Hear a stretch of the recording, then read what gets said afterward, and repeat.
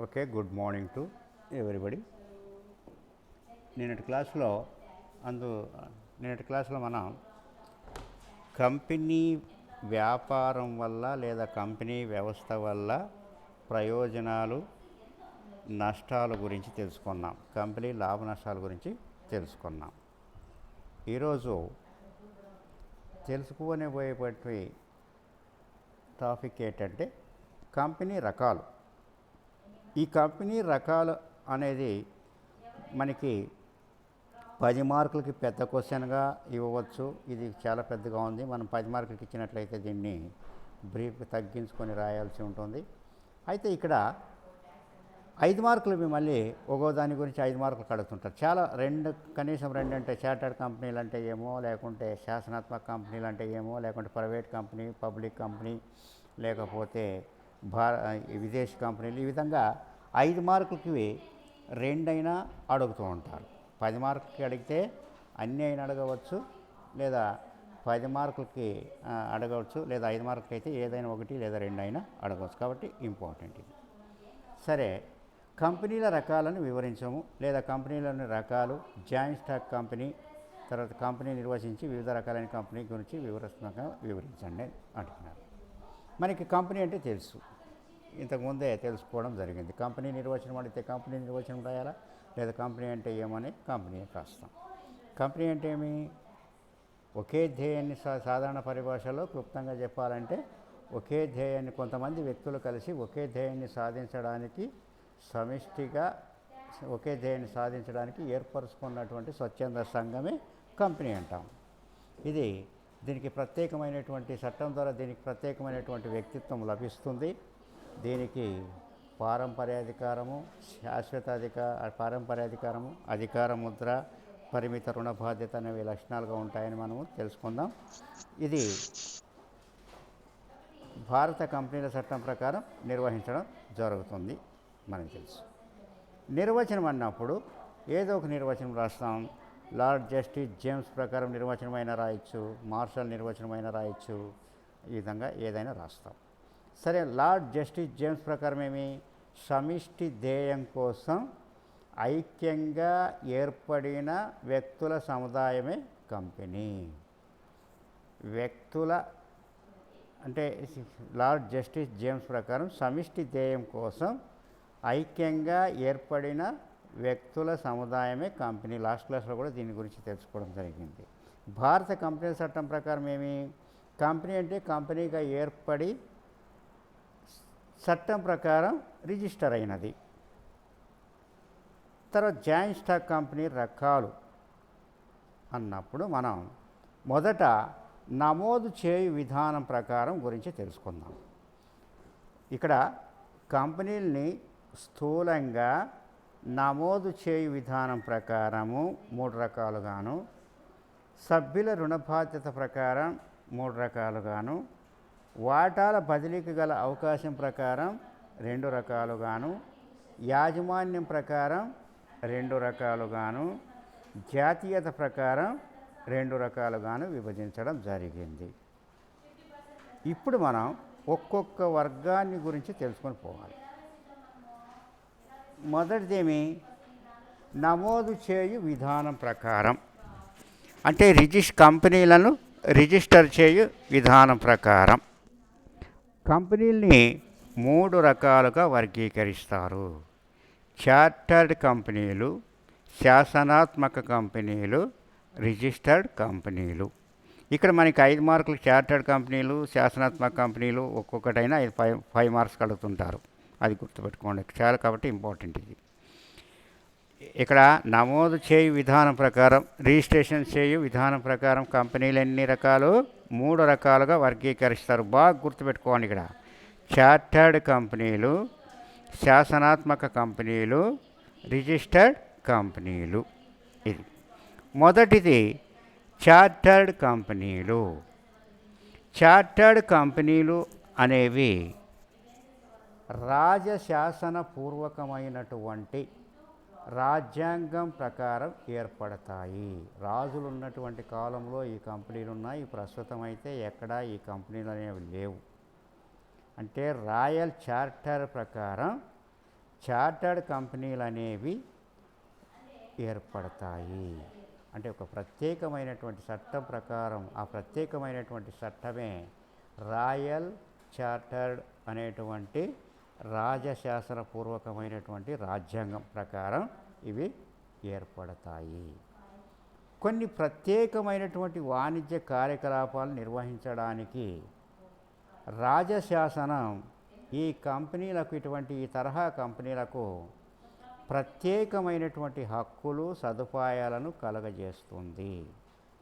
రాజశాసనంలోని నియమ నిబంధనలను ఉల్లంఘించినట్లయితే ఈ కంపెనీలను రద్దు చేసేటువంటి అధికారము రాజుకు ఉంటుంది.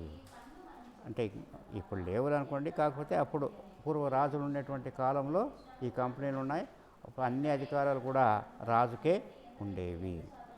17వ శతాబ్దంలో ఇటువంటి కంపెనీల్ని రాయల్ చార్టర్ ఆధారంగా మొట్టమొదటిసారిగా ఇంగ్లాండ్లో నెలకొల్పడం జరిగింది.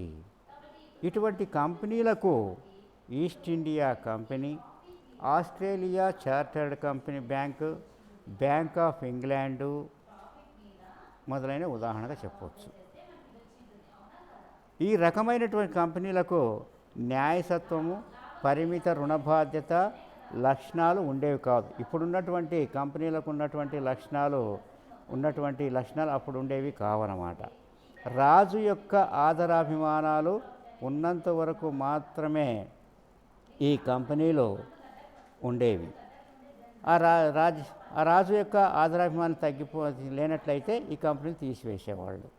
ఇప్పుడు మాదిరి ఒక ప్రత్యేకమైనటువంటి చట్టం ఉండేది కాదు. అప్పుడు రాజుల ఆదరాభిమానాల ప్రకారం మేము నడుచుకునేవి.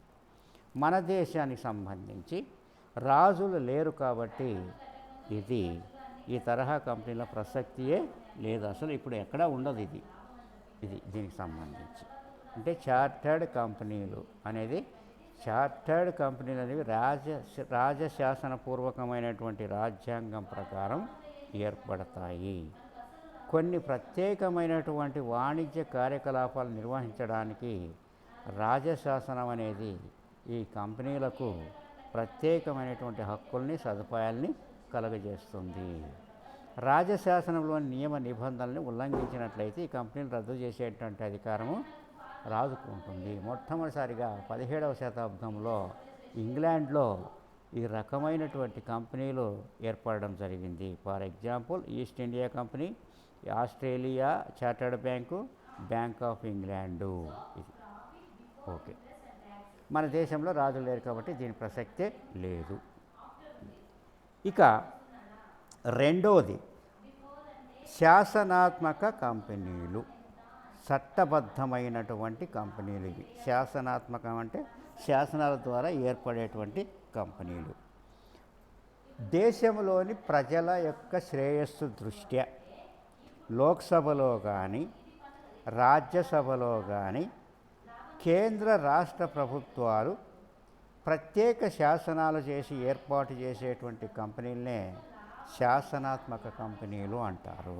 బాగా మన దేశానికి సంబంధించి కేంద్ర అంటే లోక్సభలో కానీ, కేంద్రంలో అయితే లోక్సభలో కానీ, రాష్ట్రంలో అయితే రాష్ట్ర శాసనసభలోనూ కేంద్ర రాష్ట్ర ప్రభుత్వాలు శాసనాలు చేసి చట్టాలు చేసి ఏర్పాటు చేసేటువంటి కంపెనీలనే శాసనాత్మక కంపెనీలు అంటాము.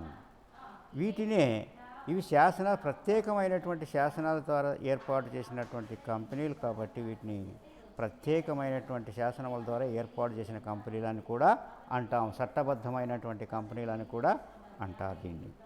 ఫర్ ఎగ్జాంపుల్ మన దేశంలో Reserve Bank of India, State Bank of India, LIC of India జీవిత బీమా సంస్థ, భారతీయ జీవిత బీమా సంస్థ, ఎయిర్ ఇండియా ఇంటర్నేషనల్, పారిశ్రామిక ద్రవ్య ఆర్థిక సంస్థ అంటే పరిశ్రమలకు సహాయం చేసేటువంటి ద్రవ్య సంస్థ మొదలైన వాటిని ఉదాహరణకు చెప్పవచ్చు. ఇవన్నీ కూడా ప్రత్యేకమైనటువంటి శాసనాల ద్వారా కేంద్ర ప్రభుత్వంలో కానీ రాష్ట్ర ప్రభుత్వం కానీ ప్రత్యేక శాసనాలు చేసి ఏర్పాటు చేసినటువంటివి.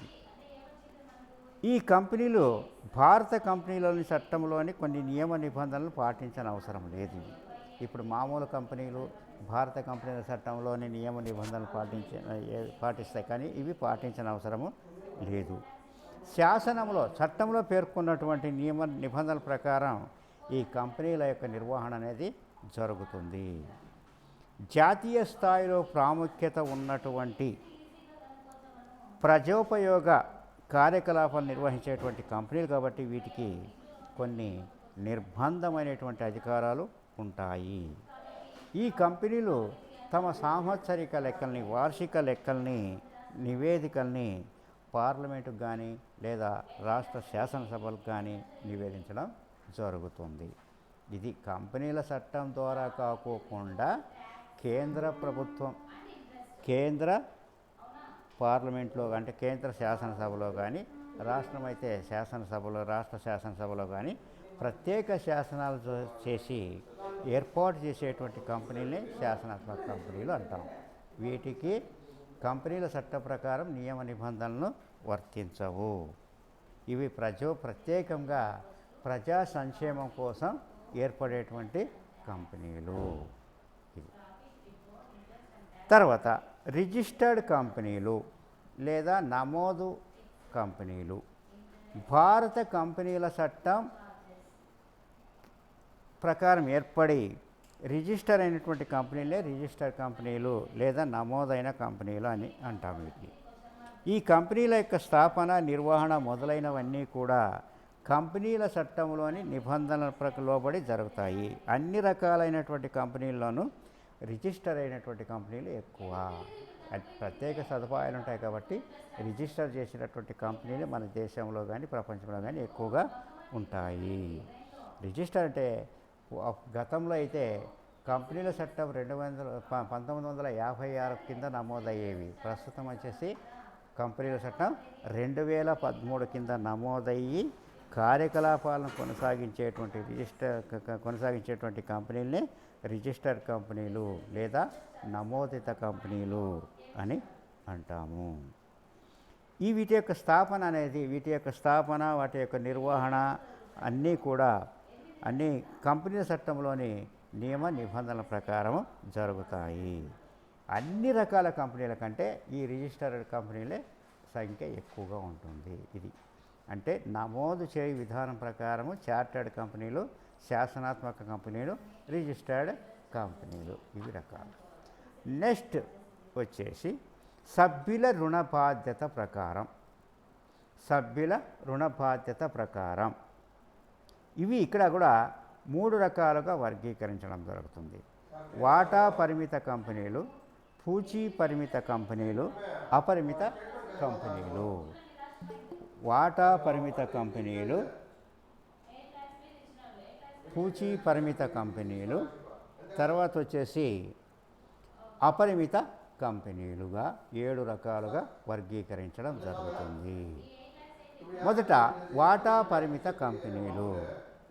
ఈ తరహా కంపెనీలలో వాటాదారుల యొక్క రుణ బాధ్యత వారు తీసుకున్నటువంటి ముద్రిత విలువ మేరకు మాత్రమే పరిమితమై ఉంటుంది. సాధారణంగా పబ్లిక్ కంపెనీలో మనం తెలుసుకున్నాం కదా.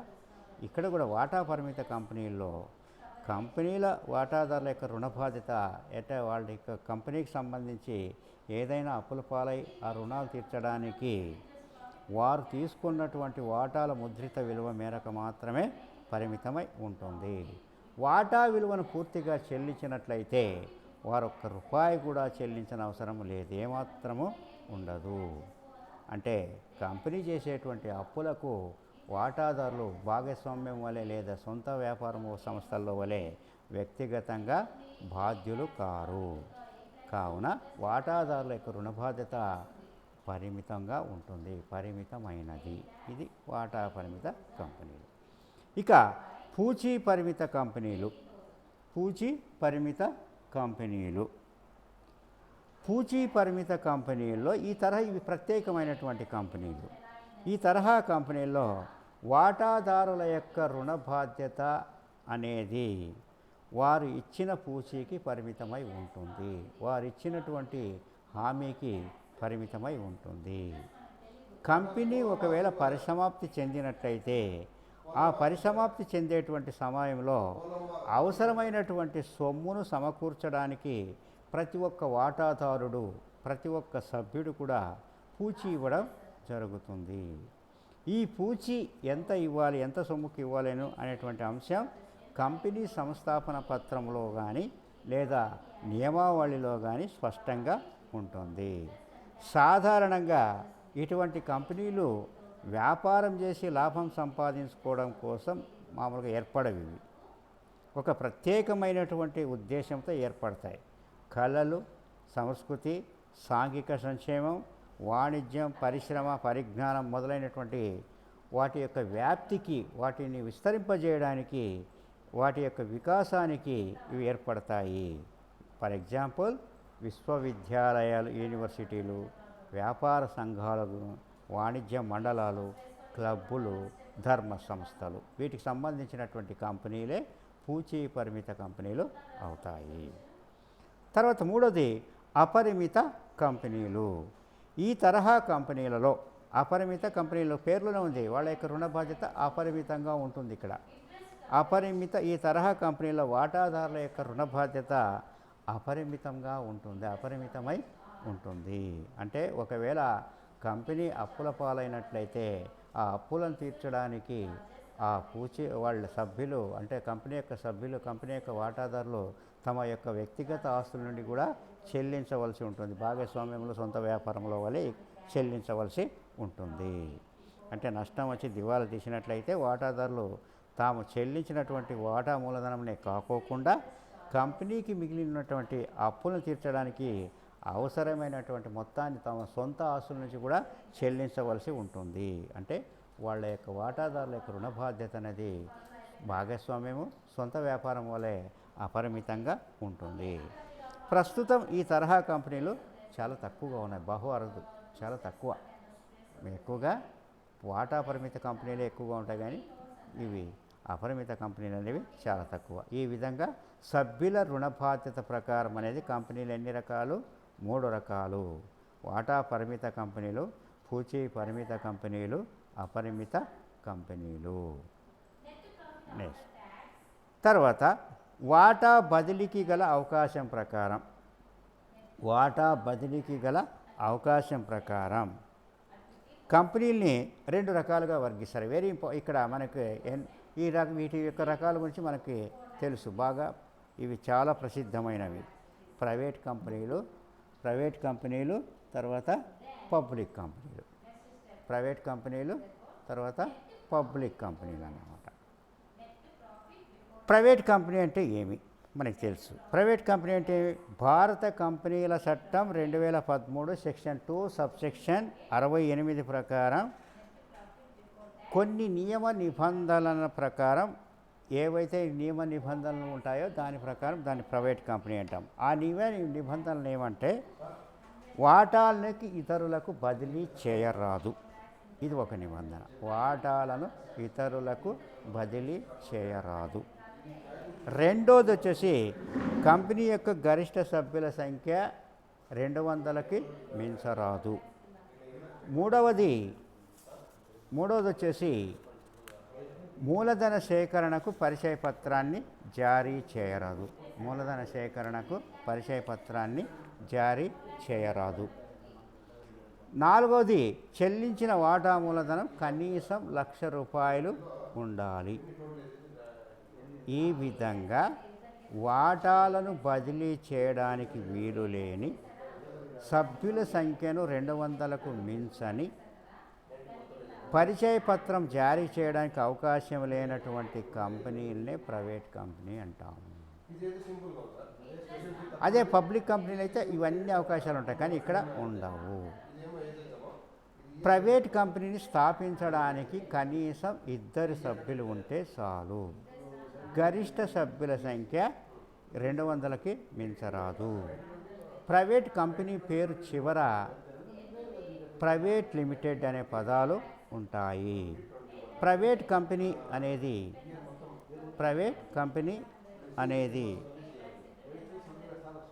వాటా పరిమిత కంపెనీలు కావచ్చు, లేదా పూచీ పరిమిత కంపెనీలు కావచ్చు. అది ఎక్కువగా వాటా పరిమిత కంపెనీలే ఎక్కువగా ఉంటాయి. అయితే ప్రైవేట్ కంపెనీ అనేది అపరిమిత కంపెనీగా ఉండరాదు, ఎక్కువగా పూచీ పరిమిత కంపెనీలుగానే ఉండాలి. అంటే ఇవి భాగస్వామ్య సంస్థలోని ప్రయోజనాల్ని, పబ్లిక్ కంపెనీలోని ప్రయోజనాల్ని రెండింటినీ సంతరించుకొని రెండింటినీ కలబోసుకొని ఈ ప్రైవేట్ కంపెనీ అనేది ప్రాముఖ్యంలోకి వచ్చింది. ఈ ప్రైవేట్ కంపెనీలపై వ్యక్తిగత పర్యవేక్షణ, తర్వాత కృషికి ఫలితానికి ప్రత్యక్ష సంబంధం, వ్యాపార స్వభావాన్ని మార్చుకోవడంలో పూర్తి స్వేచ్ఛ, అన్నీ మొదలైన భాగస్వామ్య యొక్క సంస్థ యొక్క ప్రయోజనాలు ఉంటాయి. అధిక మూలధనం, పరిమిత రుణ బాధ్యత, శాశ్వత పారంపర్యక మొదలైనటువంటి పబ్లిక్ కంపెనీ యొక్క ప్రయోజనాలు ఇందులో ఉంటాయి. కాబట్టి ప్రసిద్ధమైనటువంటి రెండు వ్యాపార సంస్థల యొక్క కలయికలో ఏర్పడినటువంటి ఉత్తమ వ్యాపార సంస్థ ఈ ప్రైవేట్ కంపెనీ అని చెప్పవచ్చు. మనం ఎక్కువగా ఇప్పుడు పబ్లిక్ కంపెనీల కంటే ప్రైవేట్ కంపెనీలు కూడా ఎక్కువగా ఉన్నాయి. ఈ సదుపాయాలు ఉన్నాయి కాబట్టి ప్రైవేట్ కంపెనీలు ఎక్కువగా ఉన్నాయి. తర్వాత రెండోది పబ్లిక్ కంపెనీ.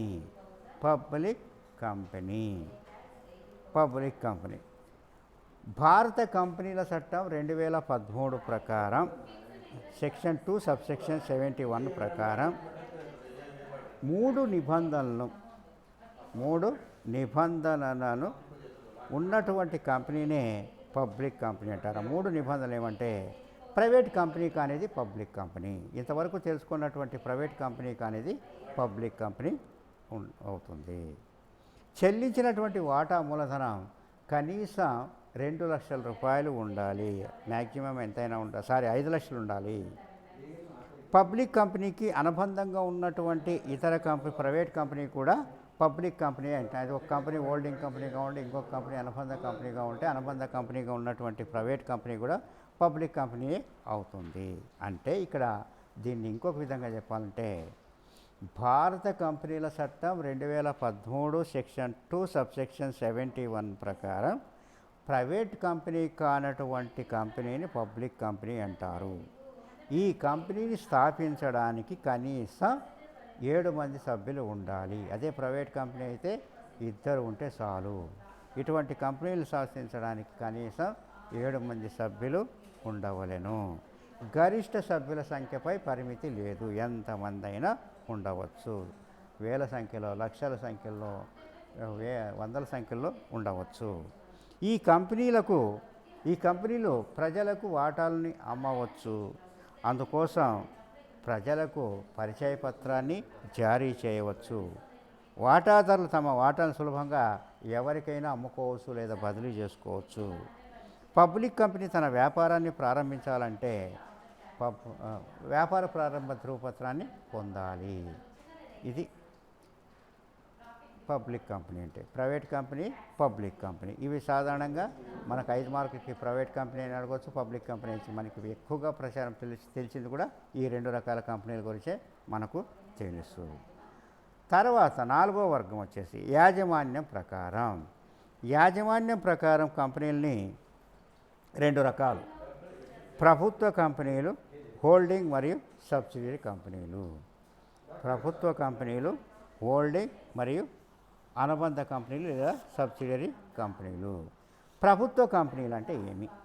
ప్రభుత్వ కంపెనీలు అంటే భారత కంపెనీల చట్టం 2013 సెక్షన్ 2 సబ్సెక్షన్ 45 ప్రకారం మూలధనములో 51% తక్కువ కాకోకుండా కేంద్ర ప్రభుత్వమునకు కానీ రాష్ట్ర ప్రభుత్వమునకు కానీ లేదా రెండిటికీ కలిపి అంటే కేంద్ర రాష్ట్ర ప్రభుత్వాలకు ఉమ్మడిగా కానీ వాటాలు ఉన్నటువంటి కంపెనీనే ప్రభుత్వ కంపెనీ అంటాము. అంటే మొత్తం కంపెనీ యొక్క వాటా మూలధనంలో 51% కంటే ఎక్కువగా కేంద్రం అంటే మినిమం 51% ఉండాలి, అంతకంటే ఎక్కువ ఎంతైనా ఉండవచ్చు. తక్కువ కాకోకుండా కేంద్ర ప్రభుత్వానికి కానీ రాష్ట్ర ప్రభుత్వానికి కానీ లేదా రెండింటికి కేంద్ర రాష్ట్ర ప్రభుత్వాల రెండింటికి ఉమ్మడిగా వాటాలు ఉన్నటువంటి కంపెనీనే ప్రభుత్వ కంపెనీ అంటాము. ప్రభుత్వ కంపెనీలకు అనుబంధంగా ఉన్నటువంటి కంపెనీలు కూడా ప్రభుత్వ కంపెనీలుగానే పరిగణిస్తారు. ఈ కంపెనీలు కూడా, ఈ పబ్లిక్ కంపెనీలు కూడా కంపెనీల చట్టం 2013 ప్రకారం నమోదు చేయబడతాయి. ఈ కంపెనీలకు భారత కంపెనీల చట్టం యొక్క నియమ నిబంధనలే వర్తిస్తాయి. కానీ ఆ నిబంధనలను మార్పు చేసి వాటిని పరిమితం చేసేటువంటి, తగ్గించేటువంటి లేదా ఉల్లంఘించేటువంటి అధికారం కేంద్ర రాష్ట్ర ప్రభుత్వానికి ఉంటుంది, కేంద్ర ప్రభుత్వానికి ఉంటుంది. ప్రభుత్వ కంపెనీలు ప్రైవేట్ కంపెనీలు కావచ్చు లేదా పబ్లిక్ కంపెనీలు కావచ్చు. ఫర్ ఎగ్జాంపుల్ దీనికి Hindustan shipyard limited, Hindustan machine tools, Hindustan aeronautics industries limited మొదలైనవి ఎంతో ప్రసిద్ధి చెందినవి. ఇది అయితే ఇక్కడ ఇంకొక విషయం గుర్తుపెట్టుకోవాల్సింది ఏమంటే, ప్రతి సంవత్సరం కూడా కంపెనీ అనేది ఆడిట్ చేయవలసి ఉంటుంది. ఆడిటర్లు నియమించి కంపెనీ ప్రత్యేకంగా ఆడిటర్లు నియమించి ఆడిట్ చేయడం జరుగుతుంది. ఈ ప్రభుత్వ కంపెనీల విషయంలో ఆడిటర్లని control and auditor general of India సలహా మీదుగా కేంద్ర ప్రభుత్వమే నియమిస్తుంది. ఈ కంపెనీల అకౌంట్లను ఆడిట్ చేయవలసినటువంటి విధానం సూచించడానికి కంట్రోలర్ అండ్ ఆడిటర్ జనరల్కి అధికారము ఉంటుంది.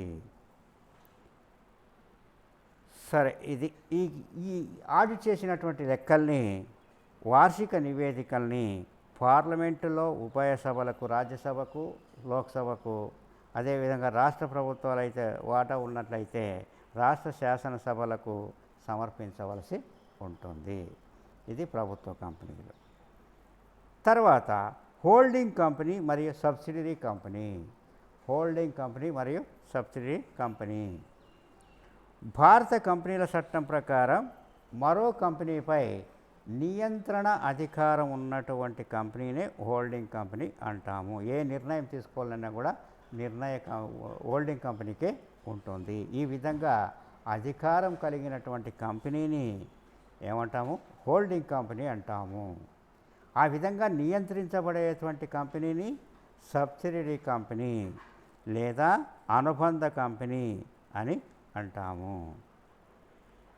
ఈ కంపెనీపై, ఈ అనుబంధ కంపెనీపై నియంత్రణ, హోల్డింగ్ కంపెనీకి నియంత్రణ అధికారం అనేది 3 రకాలుగా ఏర్పడవచ్చు.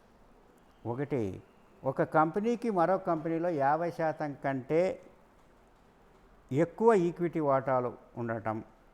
2, ఒక కంపెనీకి మరొక కంపెనీ డైరెక్టర్లో సగం కంటే ఎక్కువ మందిని నియమించే అధికారం ఉన్నప్పుడు. తర్వాత 3వది వచ్చేసి, ఒక కంపెనీ ప్రత్యక్షంగా లేదా పరోక్షంగా మరో కంపెనీ ద్వారా ఇతర కంపెనీ మీద నియంత్రణాధికారం సంపాదించినప్పుడు. డైరెక్టర్లు నియమించడంలో కానీ, వాటి యొక్క కార్యకలాపాలను నిర్వహించడంలో కానీ అన్నీ కూడా ఇదే నియంత్రిస్తుంది, హోల్డింగ్ కంపెనీయే నియంత్రించడం జరుగుతుంది. ఇది హోల్డింగ్ కంపెనీ. తర్వాత వచ్చేసి సబ్సిడరీ కంపెనీ.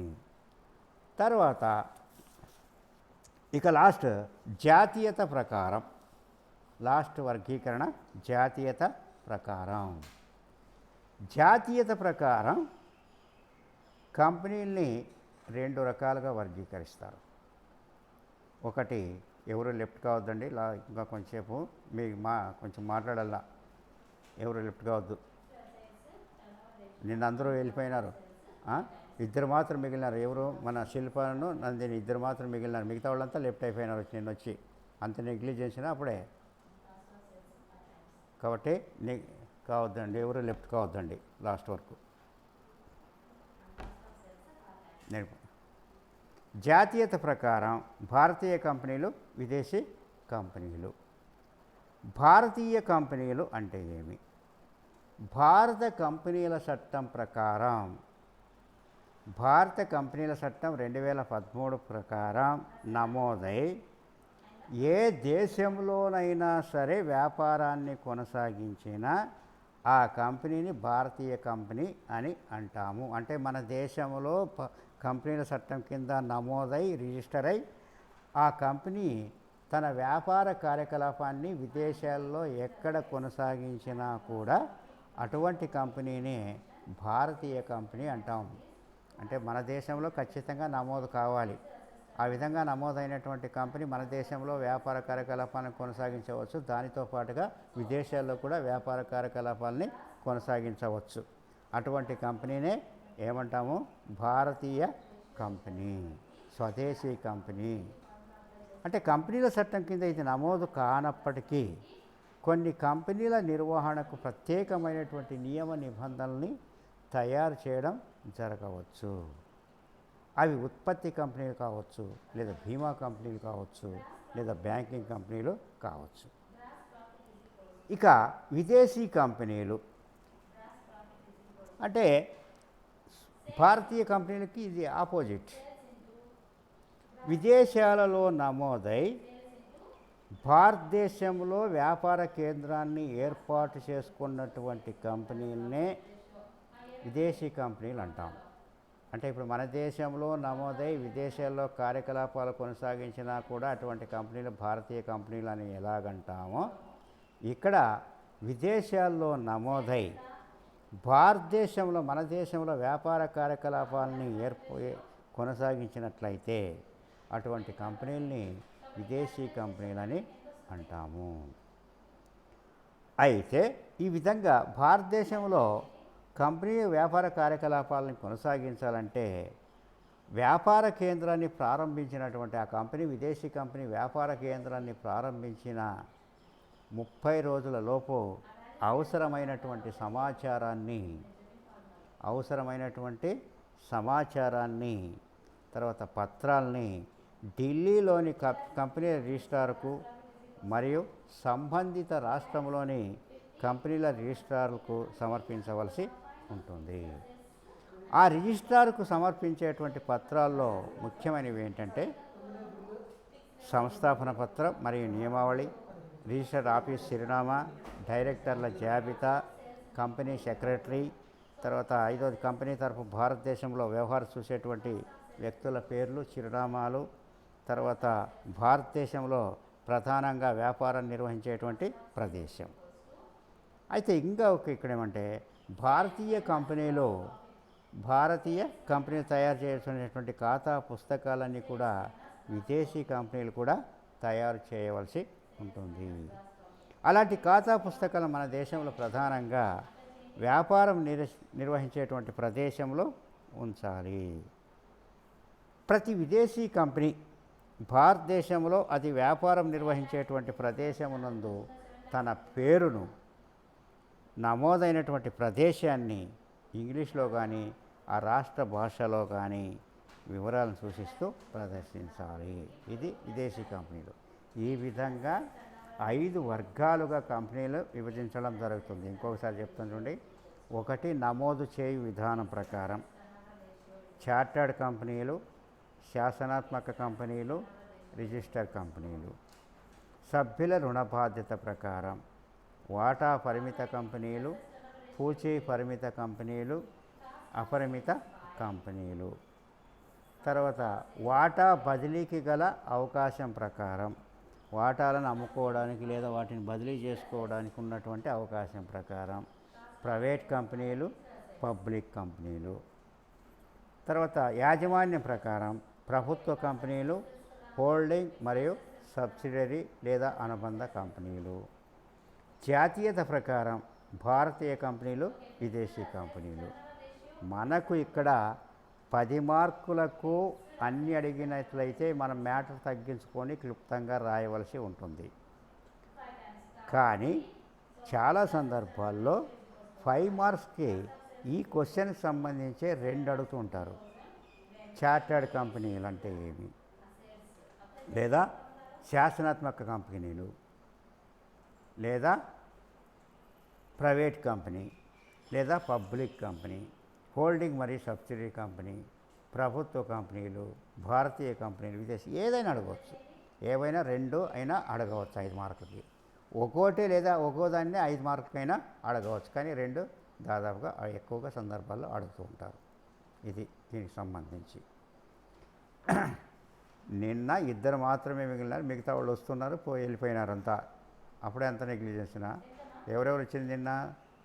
వాడు ఈరోజు రాలేదా? వాడు ఎవరు? మన ఆ, నాగేష్ రెడ్డి లేడు కదా, సతీష్ నాగేష్ రెడ్డి లేరా, ఇద్దరు లేరా? సతీష్ సతీష్ రెస్పాండ్గా. సతీష్ హలో, వచ్చినా వెళ్ళిపోయినావు నిన్న. ఆ తర్వాత ఇంకొక ముఖ్య విషయము ప్రిన్సిపాల్ సార్ కూడా మీ మీటింగ్లో చెప్పడం జరిగింది. సెకండ్ సెమిస్టర్ స్టార్ట్ చేయమని చెప్పినారు. రేపటి నుంచి మనం కూడా స్టార్ట్ చేస్తాం సెకండ్ సెమిస్టర్. ఏమ్మా శిల్ప, నందిని ఉన్నారా ఇద్దరు? హలో శిల్ప, హలో ఏమ్మా వినిపడుతుందా? వినిపిస్తుంది కదా మీకు? మిగతా వాళ్ళు కూడా మీటింగ్లో విన్నారు కదా, సెకండ్ సెమిస్టర్ స్టార్ట్ చేయాలా, రేపటి నుంచి స్టార్ట్ చేస్తాం మనము కూడా. కాబట్టి ఈ విధంగా 5-6 మంది ఈ విధంగా వస్తే చాలా ఇబ్బంది పడతారు. అటెండెన్స్ ఇంపార్టెంట్ ఇక్కడ. మీరు ఆన్లైన్ క్లాసులు రాకపోతే మరీ చెప్తున్నాను.